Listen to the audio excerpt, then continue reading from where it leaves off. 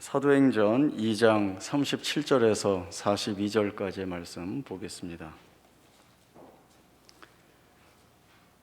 사도행전 2장 37절부터 42절까지의 말씀입니다.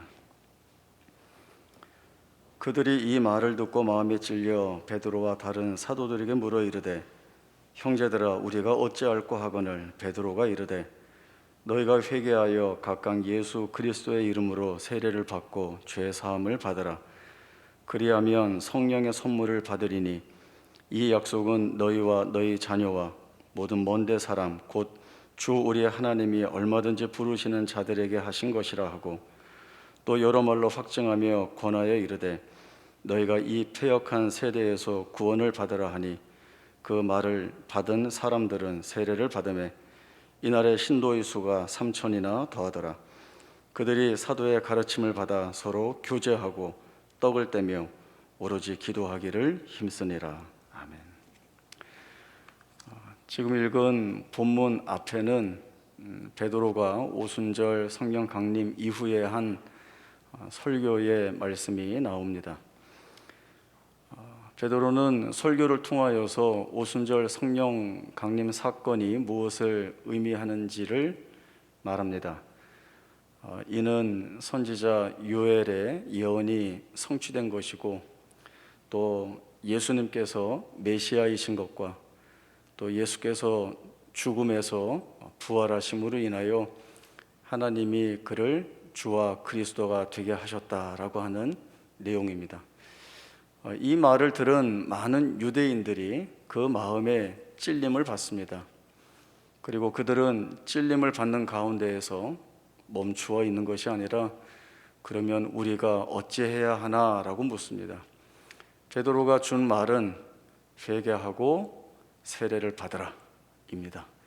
그리하면 성령을 선물로 받을 것이다. 이를 위해 하나님께서 구속의 역사를 예비하셨다라고 하는 말을 전하게 됩니다. 그들이 이 말에 따라서 3,000명이나 되는 많은 사람이 세례를 받습니다. 놀라운 역사가 일어났는데, 3,000명이라고 하는 큰 숫자의 사람들이 세례를 받았다라고 하는 것도 놀랍지만, 더 놀라운 것은 이 유대인들이 예수의 이름으로 세례를 받았다라고 하는 사실입니다. 사도 바울이 복음을 들고 여러 지역에서 그 복음을 전파합니다. 가는 곳곳마다 유대인들의 반대와 핍박을 받게 됩니다. 유대인들이 사도 바울을 핍박하는 이유는 이 사도 바울이 복음을 전한다는 미명하에 율법과 할례를 부정했다라고 하는 오해에서 비롯된 것입니다. 유대인들이 가장 중요하게 여기는 것은 율법과 할례와 안식일을 지키는 것이었습니다. 이들이 볼 때에는 사도 바울이 전하는 복음 안에서 이 모든 것들이 부정되는 것처럼 보였습니다. 예수를 거부하고 또 예수를 죽이기까지 했던 사람들이 그 마음에 찔림을 받아 말씀을 받고 그 말씀에 감격하여서 자기들이 죽였던 그 예수의 이름으로 세례를 받았다라고 하는 것은 정말 그야말로 놀라운 일입니다. 이 일이 바로 성령께서 이 땅에 오셔서 그 심령을 여시고 역사하실 때 이루어진 일이라고 하는 것을 이 사도행전이 증언을 하고 있습니다. 사도행전 1장부터 계속 언급되고 있는 것은 이 초대교회의 시대에 일어나고 있는 모든 일들, 그리고 앞으로 일어날 모든 일들이 성령에 의하여서 이루어지는 일들이라고 하는 사실입니다. 예수님께서 내가 하나님께로 가야 보혜사가 올 수 있다. 그 보혜사가 내가 보내겠다라고 하는 말씀을 주시죠. 그리고 그 약속대로 예수님이 승천하신 후에 오순절에 성령께서 오시게 된 것입니다. 이 성령의 오심은 그저 사람들에게 초월이나 이적, 기적과 같은 것으로 인하여서 그냥 깜짝 놀라는 것으로만 끝나는 것이 아니라, 성령께서 오신 것은 하나님의 약속이 실패하지 않도록 끝까지 그 일이 이루어지는 것을 돕기 위하여 오신 것입니다. 로마서 8장 26절에서 30절까지의 말씀 찾아보겠습니다. 로마서 8장 26절에서 30절입니다. 이와 같이 성령도 우리의 연약함을 도우시나니 우리는 마땅히 기도할 바를 알지 못하나 오직 성령이 말할 수 없는 탄식으로 우리를 위하여 친히 간구하시느니라. 마음을 살피시는 이가 성령의 생각을 아시나니 이는 성령이 하나님의 뜻대로 성도를 위하여 간구하심이니라. 우리가 알거니와 하나님을 사랑하는 자 곧 그의 뜻대로 부르심을 입은 자들에게는 모든 것이 합력하여 선을 이루느니라. 부르심 받은 우리가 연약하여서 또 마땅히 빌 바를 알지 못할 때에 성령께서 우리의 연약함을 도우사 말할 수 없는 탄식으로 우리를 위하여 간구하신다는 말씀을 주십니다. 이 성령의 간구는 우리가 하나님의 뜻대로 행할 수 있도록 안내하고 이끄는 간구가 됩니다. 성령의 간구하심은 내 뜻이 아닌 하나님의 뜻에 집중하고 몰두할 수 있도록 해 주십니다. 우리가 살아가면서 겪게 되는 또 만나게 되는 여러 상황과 정황 속에서 내 생각과 내 힘에 의한 것과 또 내가 추구하는 소원이나 모든 기대들이 있는데 또 누군가와의 관계 속에서 어그러지고 또 때로는 용서할 수 없고 품을 수 없고 어떤 사건에서는 기다리지 못하고 인내하지 못하는 이런 여러 상황 속에서 나를 통하여서 일하시는 하나님께서 드러내시고자 하시는 그 뜻이 무엇인지를 분별케 하여서 나로 하여금 하나님의 마음을 품고 그 하나님의 뜻을 내 안에서 이루어 갈 수 있도록 애쓰게 하시는 것이 바로 우리 안에서 역사하시는 성령의 간구하심이 되는 것입니다. 이 자리를 나아가는 것이 소풍 가듯이 그냥 룰루랄라 떠날 수 있는 것이 아니라 싸워야 하고 또 아픔을 겪어야 하고 괴로움과 상처로 인하여서 때로는 내상을 많이 입을 수 있는 그러한 일들이 많이 있지만 그럼에도 그 안에서 하나님께서 이 일들을 통하여서 이루어 나가시는 것이 하나님께 영광이 되고 또 그 일을 이루어가는 우리에게 하나님이 담아주시고 부어주시는 은혜를 풍성케 하셔서 가기에는 힘들고 어려웠지만 양보할 수 없었지만 사실은 고집을 부리고 싶었지만 그것을 다 겸손하게 내려놓게 하심으로 인하여서 그리고 뒤집어서 맛보게 되는 그 기쁨과 즐거움들을 누리게 하시는 것이 바로 이 성령의 인도하심이 되는 것입니다.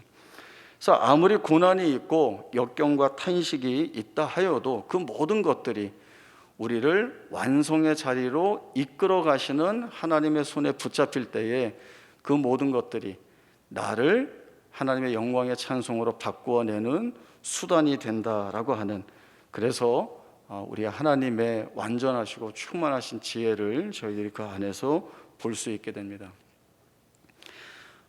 저와 가까운 동기 목사님이 태국 선교사이십니다. 2011년에 태국에 큰 유례없는 홍수가 난 적이 있습니다. 그때 방콕 그 도심에까지 홍수가 나는 바람에 정말 피해가 아주 컸었습니다. 그때 세계 여러 나라에서 도움을 주었고 또 특별히 태국 안에서 사역하는 우리 선교사님들이 선교단체들을 통하여서 구호품을 전달받고 또 그것을 수재민들에게 나누어지는 일들을 대단히 많이 했습니다. 제 동기 선교사님도 그때 이제 찍어서 보낸 사진이 전신으로 된 고무로 된 옷을 또 장화를 신고 그리고 고무 보트 위에 밤새 준비하며 만들었던 구호품을 싣고 이렇게 줄로 그 홍수난대를 끌고 다니면서 구호품을 나누어 주는 모습을 봤습니다. 이때가 7월 말경에 홍수가 시작되었는데 거의 12월 말까지 5개월 동안이나 이 홍수 피해가 그치지 않았고 또 선교사님의 사역은 계속 그렇게 이어져 갔습니다.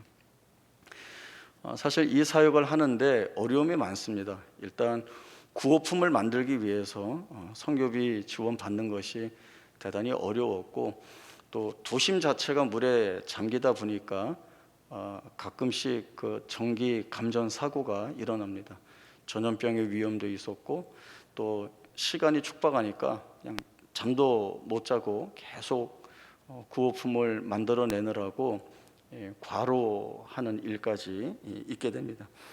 그런데 이 선교사님은 수재민들을 찾아가서 그들에게 구호품을 나누어 주는 이 5개월 동안 자기는 너무 행복했다라고 하는 이야기를 전해 들었습니다. 이때가 이 선교사님이 태국에 들어가서 사역한 지 거의 한 14년에서 15년 된 때였는데 이때 자기가 고민을 많이 하고 있었대요. 내가 이렇게 오랜 세월 동안 이곳에 와서 복음을 전하는데 이렇게 보란듯이 드러난 결실들이 많지 않아서 내가 사역을 잘 하고 있는가에 대한 고민도 있고 잘 하고 있는지에 대한 질문도 스스로 던지면서 굉장히 힘들어하던 때였다고 합니다. 그런데 나중에 그 고백을 더 하지만 하나님께서 때가 되자 복음을 전할 수 있는 기회를 주시고 그 일에 자기를 사용하여 주셔서 너무 감사했다라고 하는 고백도 했습니다. 마지막 구호 물품을 전할 때가 그 성탄절이었습니다. 이 선교사님이 예수님의 생일인 이 성탄절에 지금까지 나누어 주었던 구호품보다 훨씬 더 좋은 것들을 가득 담고 그리고 거기에 요한복음만 쪽복음으로 해서 그걸 인쇄해서 집어넣어서 전해 주었고 이제 그들이 홍수로 인하여서 오랜 세월 동안 몇 달 동안 고생하면서 그 마음이 피폐하고 매우 힘들어할 때에 이 한 권의 성경을 읽고 그들이 진리를 발견하고 하나님께로 돌아오는 놀라운 역사가 있기를 기도하면서 그 사역을 마무리했습니다. 이제 다 끝나고 좀 뒤에 저랑 친밀하니까 고생한 친구 위로하기 위해서 제가 태국을 다녀왔습니다. 갔습니다. 갈 때 고생한 친구 위로를 좀 많이 해줘야 되겠다 하고 갔는데 사실은 가서 제가 위로를 더 많이 받고 왔습니다. 태국은 불교 국가입니다. 국민의 95% 넘게 모두가 불교도이죠. 그 생활 속에 불교가 그대로 녹아 있기 때문에 오랫동안 내려온 것이기 때문에 한 영혼을 돌아오게 한다는 것이 정말 여간 힘들고 어려운 일이 아닙니다. 그래서 참 어려운 곳에서 수고하고 있고 고생했다라고 이야기를 하니까 내가 여기 와서 복음을 전하고 있고 또 하나님께서 이 홍수라고 하는 사건을 통하여서 내가 그들에게 다가가서 마음껏 도와주고 또 도와주는 위치에 있다 보니까 성경 이야기를 해도 이 사람들이 받더라는 거예요. 듣더라는 거예요. 그전에는 이렇게 예수만 꺼내도 이렇게 됐다 그러고 가던 사람들이 도움을 받으면서 이렇게 복음을 전하니까 뭐 할 수 없든지 아니면 정말 귀가 열리든지 해서 듣더라는 거예요. 그리고 그의 기도가 나는 이제 이 태국에 복음의 씨앗을 뿌렸으니 하나님께서 자라게 하실 것이다. 하나님이 그 복음의 씨앗이 움트고 싹이 나고 자라게 하시는 그날까지 나는 여기서 자리 지키고 잘 버티고 있으면 된다. 그렇게 고백을 했습니다. 목회하면서 이런 일 저런 일 어렵고 뭐 이건 되고 안 되고 뭐 이러면서 약간 불평하고 있던 저에게는 그 친구 선교사의 고백이 큰 도전이 되었고 또 한편으로는 대단히 큰 위로가 되었습니다. 그 친구의 말을 들으면서 고린도 교회가 생각이 났습니다. 고린도 교회도 파벌이 대단히 심했죠. 나는 바울파다, 아볼로파다, 게바파다, 그리스도파다 이렇게 나와서 늘 갈등이 있어서 싸우고 있었습니다. 그때 바울이 나는 심었고 아볼로는 물을 주었고 그러나 오직 자라게 하시는 이는 하나님이시다라고 하는 말씀을 주게 됩니다. 베드로의 설교가 많은 사람들의 마음을 찔렀고 그리고 찔림을 받은 그들은 자신의 죄를 회개하고 예수의 이름으로 세례를 받습니다. 그리고 약속된 성령 충만함을 입어서 사도들의 가르침을 받고 서로 교제하고 떡을 떼고 그리고 오직 기도하기를 힘쓰게 됩니다. 유대인들이 가득한 그 예루살렘에 성령의 거룩한 역사가 충만하게 임했다라고 하는 것들을 보게 됩니다. 이제 성령의 시대가 도래해서 앞으로 어떻게 예수의 복음이 증거될지를 확실하게 보여주는 중요한 사건이 됩니다. 이러한 성령의 역사는 부흥의 시대에만 국한된 것이 아니라 핍박의 시대에도 동일한 내용으로 역사되고 있다라고 하는 사실들을 저희들이 볼 수 있습니다. 디모데 1장 6절에서 12절의 말씀 보겠습니다. 디모데후서 1장 6절에서 12절까지의 말씀입니다. 그러므로 내가 나의 안수함으로 네 속에 있는 하나님의 은사를 다시 부릴 듯 하게 하기 위하여 너로 생각하게 하노니 하나님이 우리에게 주신 것은 두려워하는 마음이 아니요 오직 능력과 사랑과 절제하는 마음이니 그러므로 너는 내가 우리 주를 증언함과 또는 주를 위하여 갇힌 자 된 나를 부끄러워하지 말고 오직 하나님의 능력을 따라 복음과 함께 고난을 받으라. 하나님이 우리를 구원하사 거룩하신 소명으로 부르심은 우리의 행위대로 하심이 아니요 오직 자기의 뜻과 영원 전부터 그리스도 예수 안에서 우리에게 주신 은혜대로 하심이라. 이제는 우리 구주 그리스도 예수의 나타나심으로 말미암아 나타났으니 그는 사망을 패하시고 복음으로써 생명과 썩지 아니할 것을 드러내신지라.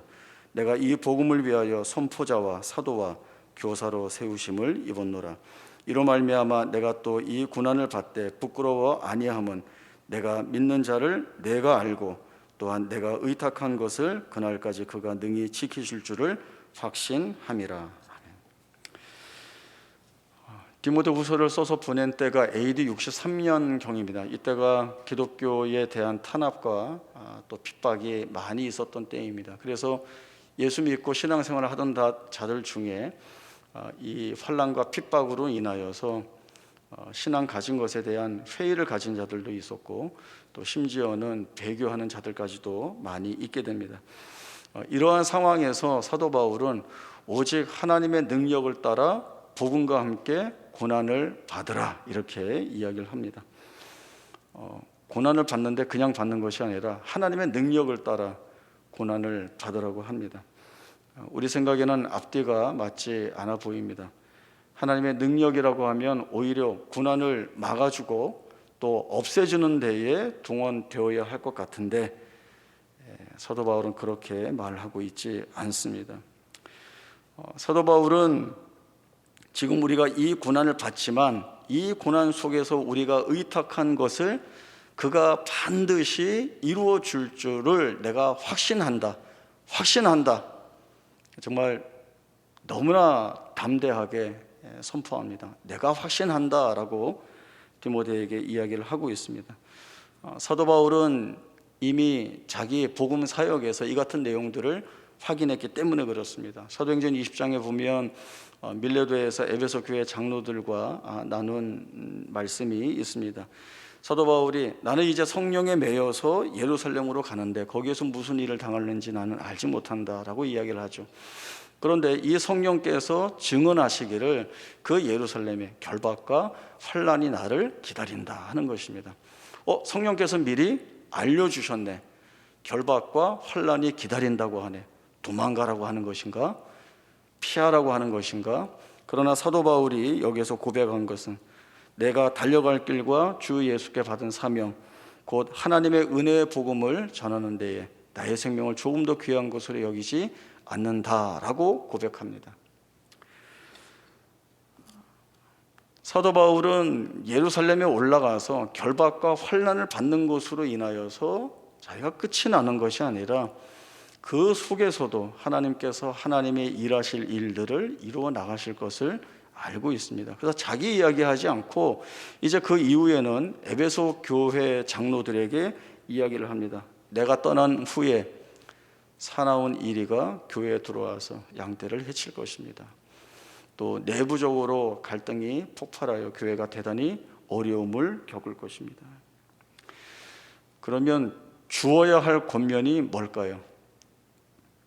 이리가 들어오지 않도록 잘 지키고 또 같은 교회 성도끼리 갈등이 일어나지 않도록 내부 단속을 잘 하십시오. 이것이 그 상황에서 지혜롭게 할 수 있는 권면처럼 보입니다. 그러나 사도 바울은 그 이야기 하지 않습니다. 내가 눈물로 여러분들 어떻게 가르쳤는지를 잘 기억해 보십시오. 주의 말씀이 여러분들을 든든하게 세우실 것이고 거룩하게 하심을 입은 여러분들에게 기업이 있을 것입니다. 말은 이렇게 참 멋있지만 결국 무슨 얘기인가 하면 어려움을 겪을 것이고 고난을 겪을 것인데 잘 견디세요. 잘 버티고 계세요. 하나님이 끌어가실 겁니다. 그런 이야기를 이 사도 바울이 하고 있는 것입니다. 그 하나님이 무엇을 만들어내시는지를 분명히 알고 있습니다. 하나님을 사랑하는 자, 곧 그의 뜻대로 부르심을 입은 자들에게는 모든 것이 합력하여 선을 이룬다라고 하는 그 말씀이 내가 해서, 내가 잘해서, 내가 똑똑하게 대처해서 하는 일들이 아니라 이미 우리 안에서 나의 연약함을 아시고 말할 수 없는 탄식으로 간구하는 성령의 역사가 나를 하나님께서 모든 것을 합력하여 선을 만들어내시는 그 일에 나를 사용하고 계시다는 것, 하나님의 계획하시고 하나님께서 뜻으로 가지고 계시는 것들을 결코 실패하지 않고 다 이루어내실 것이라고 하는 것이 사도 바울은 자기의 사역에서 확인을 하였고, 그리고 그렇게 일하시는 하나님이 계시다는 것을 잘 알고 있었고, 그리하여서 교회 안인 지도자와 성도들에게 하나님이 이러한 하나님으로서 이 일을 해 나가신다는 것들을 분명하게 보여주고 있습니다. 우리 눈에는 절망으로 보여질 일들이 많이 있는 것이죠. 실패로 보여질 일들이 많이 있는 것이죠. 이 일들이 차라리 없었으면 얼마나 좋았을까라고 하는 생각하는 것들이 많이 있습니다. 그러나 그렇게 절망과 실패와 불행이라고 여겨지는 것들이 하나님의 손에 붙잡혀서 내 생애를 바꾸어 내시는 내용으로 사용되어지는 일들을 이 성령께서 하신다, 우리 안에서 이루어내신다, 그리고 그 모든 복된 결과들을 그대로 우리에게 덮어 하나님께서 그렇게 계획하시고 지으신, 창조하신 존재로 우리를 세우신다라고 하는 것이 성경이 처음부터 끝까지 우리에게 말씀해주고 있는 내용입니다. 이번 주 히브리 구약 공과 통해서도 저희가 그 말씀 내용을 확인을 합니다. 너네 그저 복받고 아무 사고 없이 그저 남보다 좀 더 뛰어나게 사는 것이 평생의 소원이냐? 하나님은 그렇게 못하시겠다는 거죠. 나는 너네를 그렇게 부르지 않았다는 것입니다. 너희의 영광과 지위에 대한 그 풍성함이 무엇인지를 아는 자리로 하나님은 끌어내시겠다라고 말씀을 하십니다.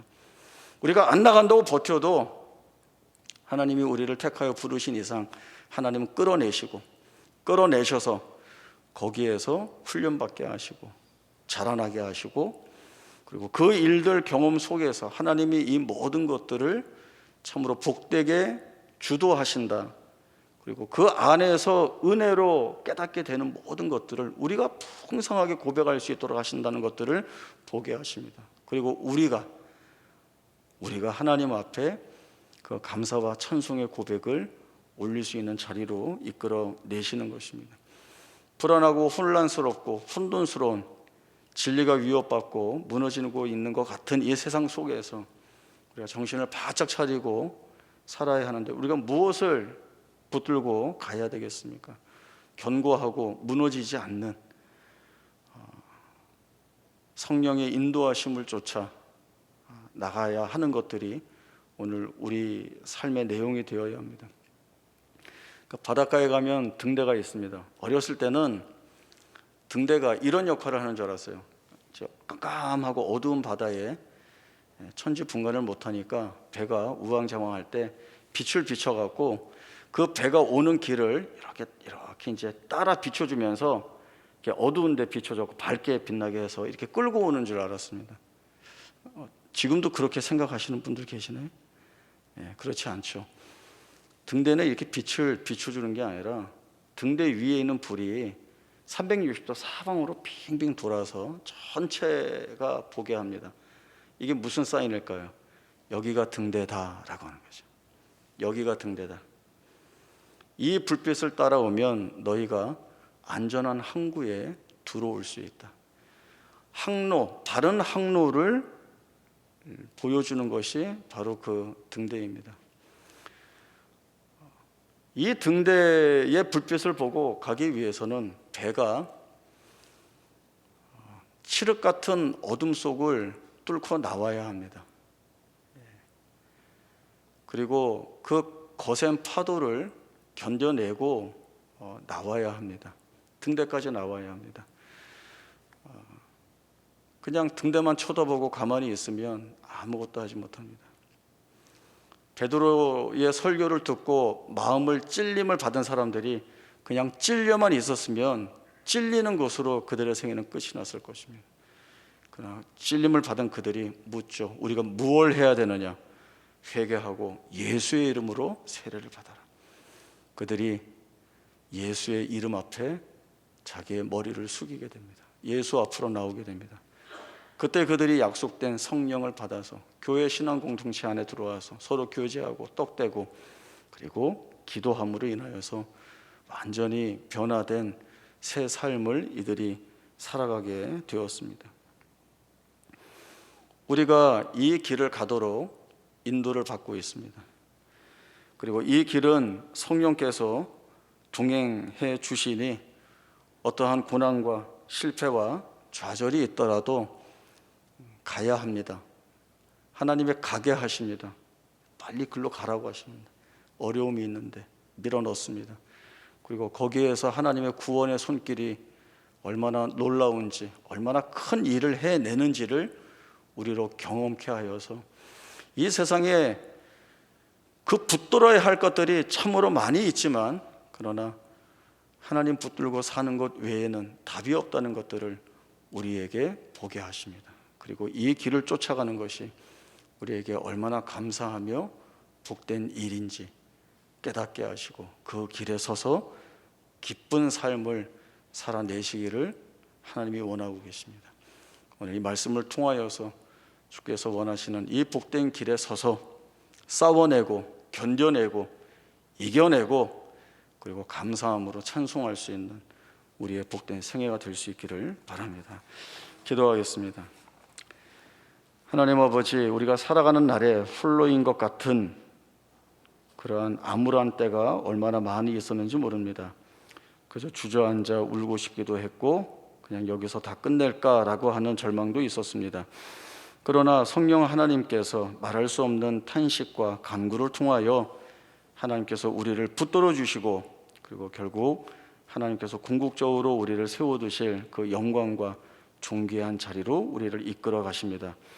이러한 하나님의 약속이 오늘 우리 삶의 큰 고백으로 남습니다. 주께서 주신 약속이 있으니 그 약속 붙들고 살겠습니다.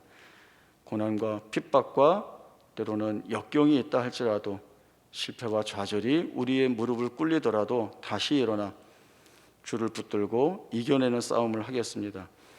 한 걸음 아니 반걸음을 걷더라도 주를 향하여 나아가는 발걸음을 옮기겠습니다. 이러한 저희를 붙들어 주셔서 마침내 우리의 삶 가운데에서 약속을 이루어내신 주께 감사드리고 영광 돌리고 그리고 하나님께서 너희가 나의 영광의 찬송이다 라고 하는 칭찬의 말씀을 들을 때에 감사하며 기뻐할 수 있는 저희 모두가 되게 하여 주옵소서. 거룩하신 예수님의 이름으로 기도하옵나이다. 아멘.